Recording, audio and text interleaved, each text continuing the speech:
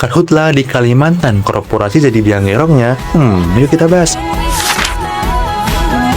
Merujuk kajian dari Walhi, dari Januari sampai Juli 2026, sebaran hotspot di Pulau Kalimantan, 74%-nya itu ada di dalam area konsesi tambang sama konsesi kepala sawit. 10.000 titik panas di area konsesi kepala sawit, sementara 7.000 di antaranya di area konsesi tambang. Data itu jadi bikin publik penasaran nih, berarti yang bikin kebakaran di Kalimantan sekarang itu para korporasi-korporasi itu ya? Menarik nih.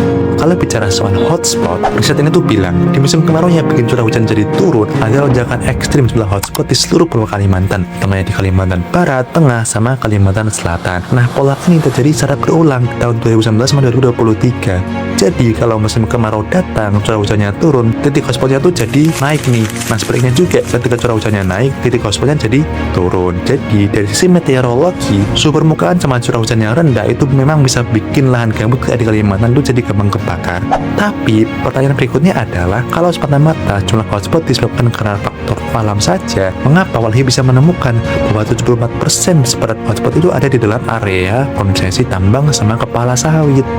Selain itu, BNPB juga bilang jumlah titik kebakaran itu ada di dalam area pertambangan sama di area perkebunan yang sempat sulit untuk mereka jangkau.